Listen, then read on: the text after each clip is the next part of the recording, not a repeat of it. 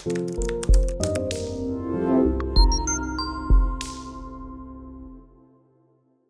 everybody, welcome to the Anxiety Project YouTube channel. Today it's all about panic attacks and how to face them step by step. Okay, and this is really important because when you're suffering from an anxiety disorder or anxiety like I used to, panic attacks can be overwhelming. Panic attacks can be extremely daunting and draining emotionally and scary because it's like the closest thing you experience to death, right? Because when you're having a panic attack, you're afraid of dying, you're afraid of having a heart attack, you're afraid of what other people think, and you're just scared of your overall health and well-being. So it's absolutely terrible. It's terrible. And I started facing panic when I was 9 years old. I had my very first panic attack. Then around 7 years later, I had another panic attack. Then a few years after that, I had a panic attack. But then when I hit my mid-20s, I started having more panic attacks. I started having them every day. And this was when I was experiencing an anxiety disorder. And it was overwhelming because I would wake up in the morning and hope to God that I didn't have another panic attack today, and hope that I would survive the day. And then, I'd have agoraphobia where, I was afraid to leave the house because I didn't want to have a panic attack outside of my safe zone. So that was also a terrible time. But, it's funny because when we're brought into this world, we're not given an instruction manual of our brains, right? It's the biggest challenge we have to face in our lives is the battle with our minds, right? And we're not really taught that in school, if ever, how to deal with, I wasn't, with anxiety, depression, and panic, and how to react properly and why our brains function the way they do. The cortex, the amygdala, the neural pathways in our brains that we can rewire. And it's really probably the most important information you would ever need in life. And we're never taught this in school, which is completely mind-boggling and in all senses of the word. But yeah, so let's get into panic. Okay, I can talk about that all day, but let's get into panic. So when it occurs, it might feel like, you can't think properly and it's difficult to calm the racing mind. And the best way to handle it is to not fight it and to not run away. It can be hard, extremely hard, because our natural response when panic attack occurs is to fight it, flee / flight, and freeze, right? It's our natural response to run away. It's our natural response to fight. It's our natural response to freeze in that situation. So what's causing these sensations? What's causing us to run away and react? And what's causing all of these sensations to flow through you when panic attack occurs? Because when it occurs, all of a sudden you have the heart beating and all of these sensations, and you're met with what if thinking. What if I die? What if I have a heart attack? What if I'm going to pass out or throw up? All of these things happen, and it's caused by the amygdala. The amygdala is the fight, flight, and freeze response. This is the almond-shaped part of your brain that triggers this response. That's it. That's all you have to know is, well, not all you have to know, but the amygdala is the response and it's the trigger. And, when you start feeling these sensations flush through you and you start to have shallow depth of field and all of that, and tingly in the arms and hands, That's the amygdala working. It's working. And your survival mode is activated. And now you're in a state of panic and worry. And the whole function of the amygdala is to protect ourselves from danger. That's what its job is doing. That's its job.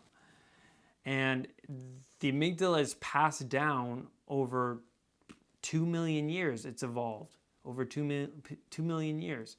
And it's the oldest part of the brain because it's keeping people safe, our ancestors safe in dangerous environments.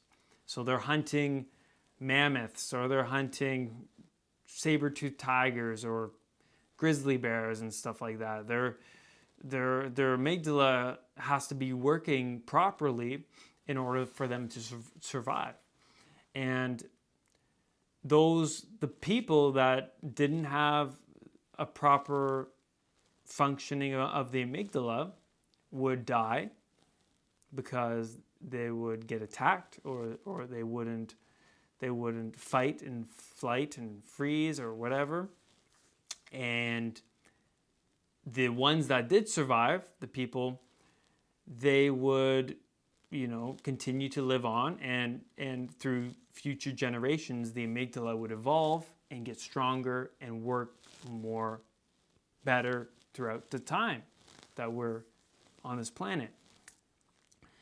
And now, in today's society, the amygdala has evolved so well that even when you're in the shopping mall, even though you're in the movie theater, out to get coffee, driving your car, the amygdala is so well evolved over the millions of years that it operates so easily, and panic will happen out of the blue. And it can be quite daunting. And so it's confusing because, there's no real imminent danger at the shopping mall or movie theater, but why is my panic occurring? All right?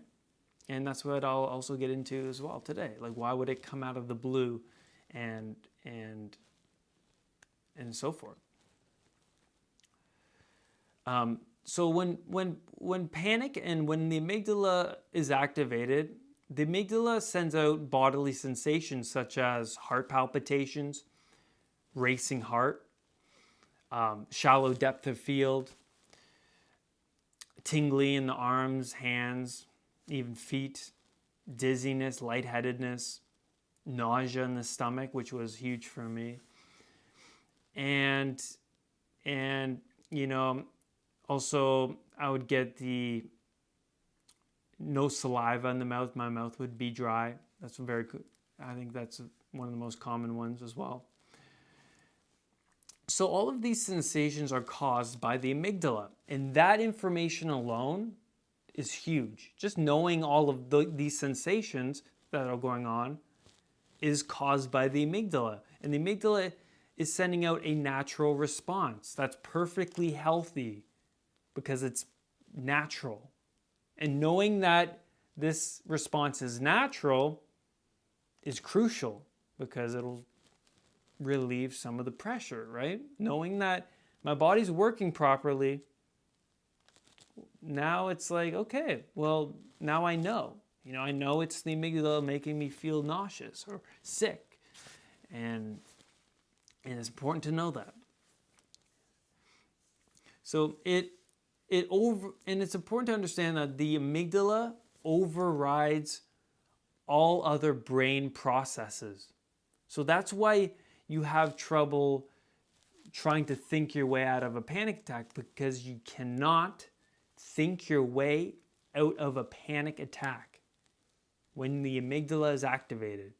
Because like I just said, the amygdala overrides all other brain processes. So now when you're faced with panic, you're trying to talk yourself out of it, even calling up people for reassurance. They're trying to calm you down, but you still don't feel calm because the amygdala has overridden all other processes, and you can't think your way out of it. Okay, it's crucial to understand. And that's why you don't feel like you're in control. You don't feel like you're in control. It feels like you're outside your body. It feels like something has taken over you, and now it's like you're bewildered because you feel like you have no control over it. And that's why the amygdala is doing its job. The amygdala is working properly. It's trying to keep you safe.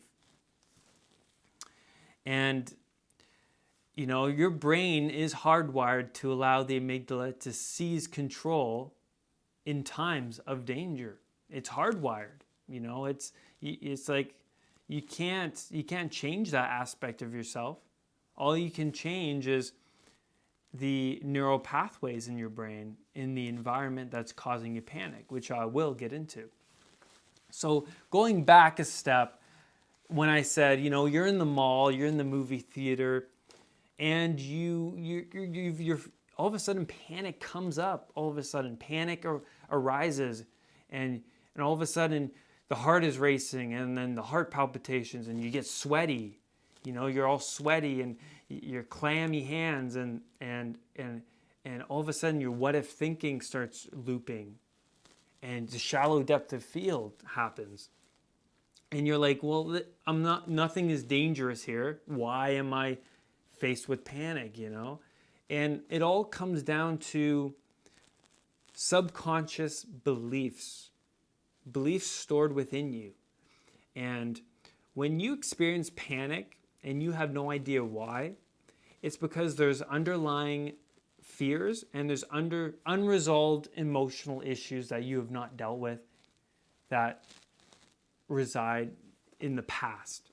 So there's aspects of you that you have not resolved, that you've stored within your body, fears that you've not taken care of. And because, you know, a lot of the time, well, if you have panic, well, you grow up and, you know, you have traumatic events in your life, and you have fears that you put aside. And what happens when you put aside these traumatic events and fears? Well, they get stored within your body, because our body and subconscious is a storage system. You know, we keep everything that, you know, we don't want to deal with. We push it down, and then all of a sudden, when you're walking in the mall, you have a panic attack, because that traumatic event that happened 10, 15, 30 years, 40 years ago, your subconscious scanned the room in that time of panic. So it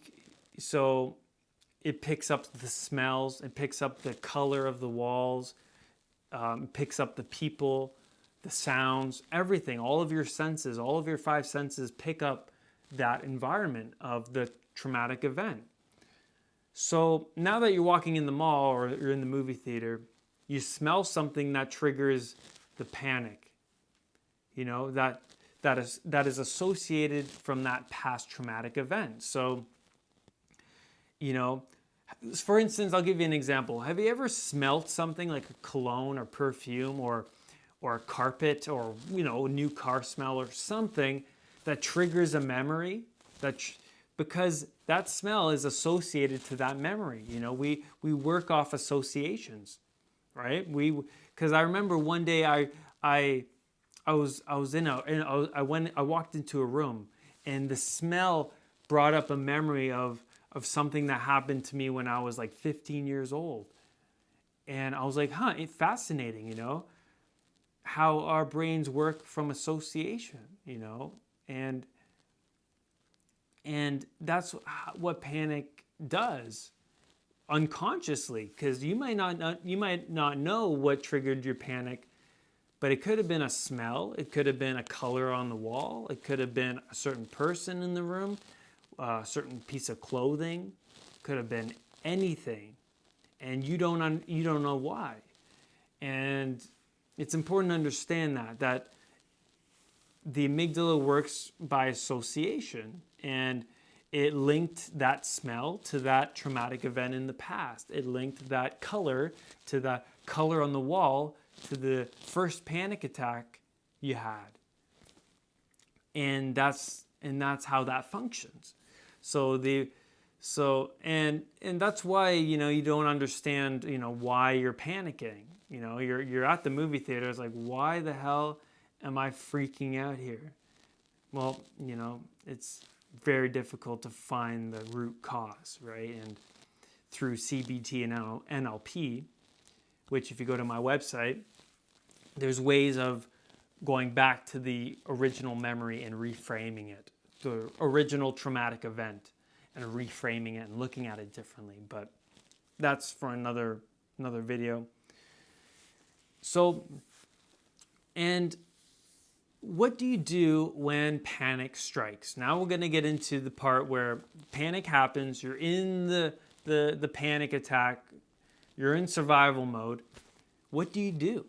How do you deal with panic? Because like I said before, you can't think your way out of a panic attack because the amygdala overrides your brain functions. So now, you feel out of control. So now what do you do? How do you get out of it? Well, there's nothing you can do, but there's things there's nothing you can do to stop the amygdala from being activated, but you can use rational thinking to subside the sensations and to not overreact, if that makes sense. And when you're faced with panic, it's important that you don't run away. This is the number one thing to do. Do not run away. I hope you're writing this all down. Do not run away.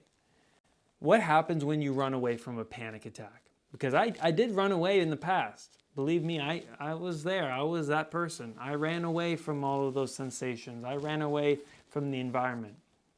But what happened? Well, when I ran away, what happened was I strengthened that neural pathway that linked that environment, that whole situation, everything that happened to danger. It was dangerous. I strengthened that pathway in my brain. So what happens when I go into a similar environment the next time, like the one I just ran away from? Well, I will experience panic again. I will experience an attack again. And because that pathway is strengthened. So what happens when I stay and go through the panic attack and not run away? Well, you're sending different messages to the brain. You're sending, not running away is sending a different pathway where it's not a dangerous place because I survived. Because once you survive that panic attack, which you will, because panic does not kill you, once you survive that attack, what happens? Well, you're strengthening a new pathway that's saying to your brain, it's not a dangerous place. I survived. And when you're in that environment and you don't run away, and you start to use rational thinking, such as, it's just my amygdala activated. That's why I feel sick. That's why I feel sweaty. That's why I feel lightheaded and dizzy and shallow depth of field. That's why. So it's important to understand that, these rational thoughts will help strengthen that new pathway, right? And also, good rational thoughts would be, panic does not kill me. It does not kill anybody. Panic attacks don't kill anybody. That's a good thought too. Another great thought is, I survived a panic attack before, so I'm going to survive this one. That's a good rational thought. Another good rational thought would be, I'm just going to let the panic flow through me. I'm going to let it flow through me. And I'm not going to run away because I know that running away would lead to further problems, further strengthening of the neural pathway. So that's another good one. Another good one is, If it kills me, let it kill me. That was one I used a lot. If it kills me, let it kill me. I don't care. I'm not going to let it control my life. I'm not going to let anxiety control me. And using these rational thoughts in times of panic is going to strengthen that new neural pathway. And then what happens when you survive that panic attack? You go home and then you reward yourself, because you will survive that panic attack. I'm telling you, you will survive it. You will survive the panic attack. And when you go home, you reward yourself by taking a hot bath. You make your favorite meal, and then you write it in your breakthrough journal. You write it in your breakthrough journal. You write, today I did not run away from my panic attack.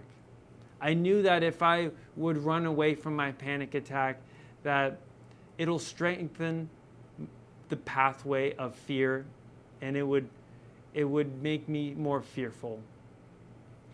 And I survived, and I'm so proud of myself for surviving. And I can't wait to face the next panic attack, because I'm just strengthening a new, confident, powerful, new neural pathway in my brain that is creating my higher self. Do you see what's going on here, right? That, it's all the amygdala. And just knowing that in times of panic, that my body's just working properly, that fight, flight, and freeze response is working properly. And I'm like, okay, well, I'm in panic, and I'm having a panic attack, but it's working properly. It's working properly. And just knowing that my body is functioning properly is also good rational thoughts to use as well. Say to yourself, my body's working properly. My fight, flight, and freeze response caused by the amygdala is working properly. And, I'm just going to ride the wave of panic, because I know I can't control panic. I can't think my way out of it. I'm going to ride the wave. And it's important to understand that do not leave that environment until the panic attack is more than 50% decreased. Okay? So say your panic attack is 90%, 100%, you're in full panic mode. Do not leave the environment until your panic is around 50% rather than that 100%. That's crucial. Crucial. Okay? It's crucial. So wait until your panic's around 50% before you leave. But coming to the conclusion, when you're faced with panic, it's another great technique is 2x2 breathing. So you're faced with panic, you decided you're not running away, which is amazing. Amazing job, because to face panic and to face that fear takes courage. It takes courage. It takes an extreme amount of courage. And it's important to start a 2x2 breathing technique as well in that panic state. 2 seconds inhale through the nose and 2 seconds exhale through the mouth. So getting some oxygen in the body, 2x2, is amazing. It's another technique. So I went over, do not run away from the environment, because each time you go back to that environment after you survived the panic attack and you did not run away, go back to the environment again, because each time you go back, your panic lessens, and it lessens, and it lessens until eventually you're in that environment and all of a sudden, wait a minute, I don't have any panic, because over a period of time, you've strengthened that pathway. Because you're not going to fully recover the very first time you don't leave the environment during a panic attack. You got to keep going back a few more times, 3, 5 times, even 10 times, in order to overcome the panic.